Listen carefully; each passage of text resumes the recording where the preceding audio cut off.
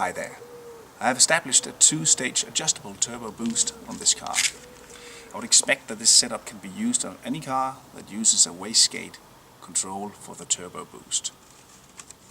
The wastegate in this car is adjusted for 0.75 bar turbo boost. By adding another 0.5 bar to the spring chamber of the wastegate, you will on this car have a turbo boost that is resulting in 1 bar, which I'm after. Of course, this will vary from car to car and with the wastegate and the engine setup. Well, I had this car dynoed, and with that I saw that the lambda curve for this car at 1 bar looks very fine. That means it gets petrol enough. And of course, with this setup that I'll show you in a minute, it's very easy to raise the turbo boost. The problem is only if you have not enough fuel into the engine that you will burn your engine, basically.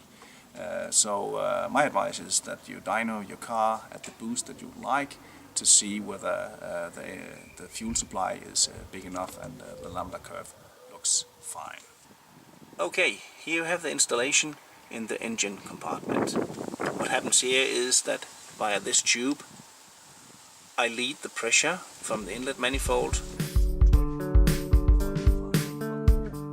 through this counter valve to this valve. When I activate this valve from the driver's seat, I lead a pressure into this regulator, and the pressure is led into the wastegate. The purpose of the counter valve down here is to keep the boost pressure up at 0.5 bar, so that results in a total pressure boost of 1 bar. Of course, the valve here has to be open, the regulator has to be right adjusted, and by feeding, I'll try to do that here outside the camera. By feeding this arrangement, the pressure reaches almost the desired pressure of 0.5 bar, and the counter valve here in the right bottom of the camera prevent the pressures from escaping, means that by shifting gears we won't be starting from 0 bar again. As explained, the 0.5 bar that is regulated down to the wastegate will ensure that we get a pressure boost of 1 bar. You might ask yourself, what is this intermediate block doing here? With that I control that the system down to the wastegate is airtight, because with the counter valve that is down here I ensure that the wastegate is pressure loaded also when we have no pressure boost. So I want to make sure that all connections are leak proof. Then you also might ask yourself the question, what is this tubing doing? This tubing is going into the driver's seat as well, where I can monitor the pressure that is in the inlet manifold. And in this way I can check that I don't have a misadjustment of the regulator here, for an example, so that my pressure boost suddenly goes too high up or is too low, which is a little worse. Okay, that's a joke. At the driver's seat I have installed a switch and also a pressure monitor.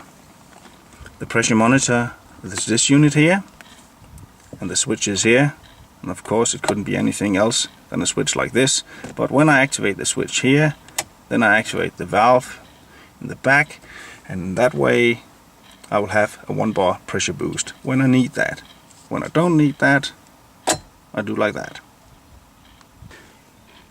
And in practice it looks like this. I have chosen to let the pressure be monitored at all times, and as you can see now, the pressure in the inlet manifold is 0 bar.